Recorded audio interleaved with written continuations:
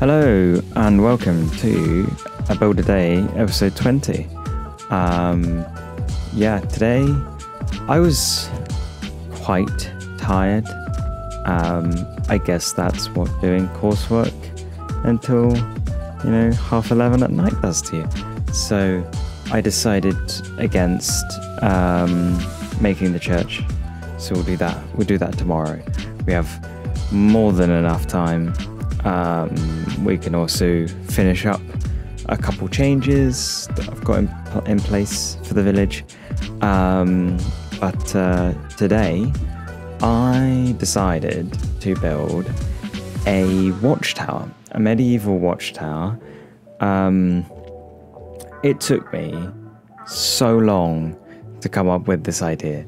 I'm not even proud of it because I went on to Reddit. Yeah. I couldn't think of anything. I'm running out of ideas slowly. I think I have an idea for the village. The village is fine. But beyond that, I'm going to need ideas. If anybody has any ideas for future builds and things they'd like to see, even things, you're like, you want me to build, like literally, even if it's a joke, I'll try and build it. This will probably turn into more of a building what my comments tell me to, which, I wouldn't be opposed to, but if it did, I feel like a name change would be in order. But anyway, for now, we're building the watchtower. So I sort of based this off of a couple things. A thing that I saw on Reddit, which was pretty cool actually. I quite like the look of that.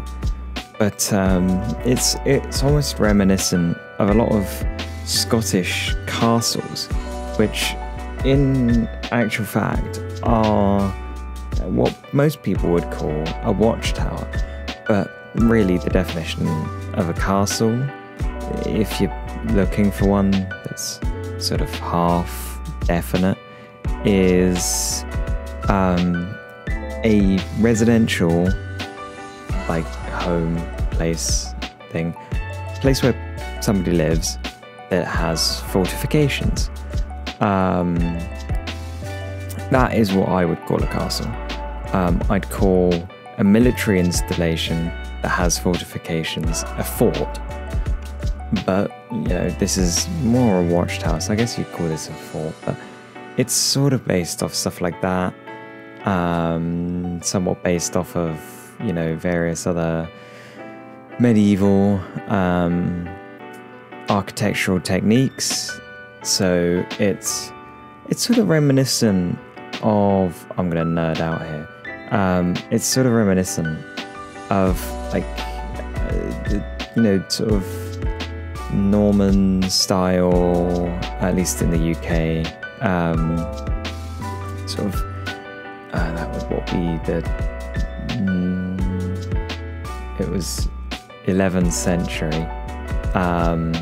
So sort of late 1000s, 1066 and stuff.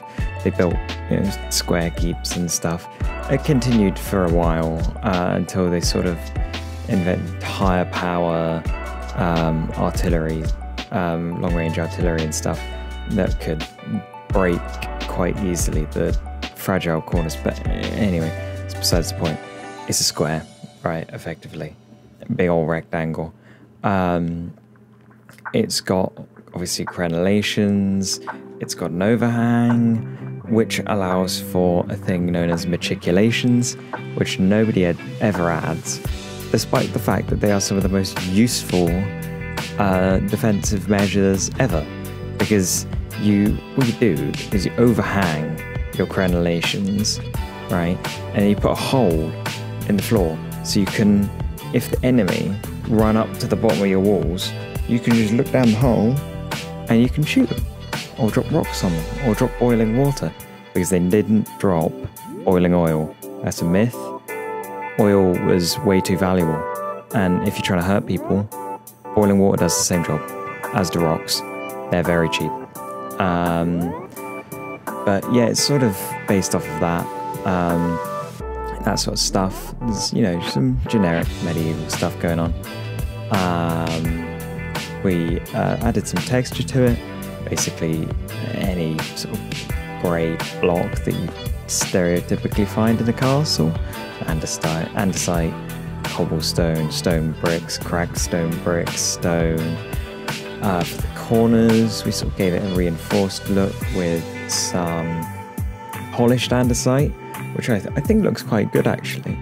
And then I wanted to put in a big old vine going around basically the entire back of it. But it doesn't really have a back, but you know, you get what I mean.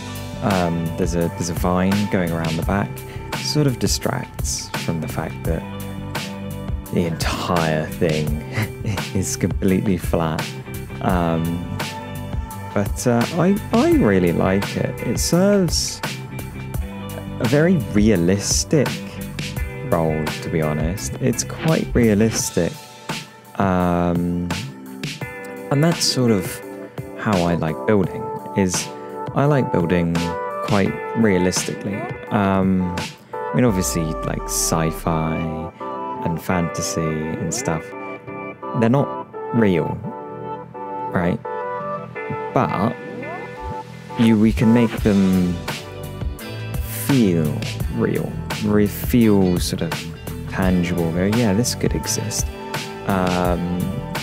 The best way I find of doing that is adding explanations for why stuff is.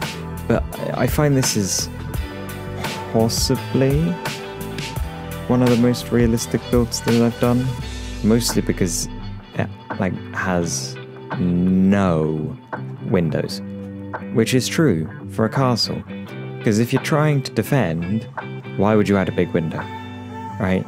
It is a massive weak spot that the enemy can exploit. So there are no windows. It's just completely flat, and that adds a challenge. You know, I need to distract from that. I need to add depth and shape, somehow add bits of interest. So I put a plant on. That was a very convoluted way of getting to I put a plant on it.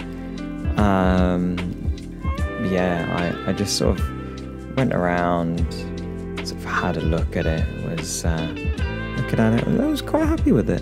I'm quite happy with how it turned out. Yeah, enjoy the cinematics, and I'll see you tomorrow.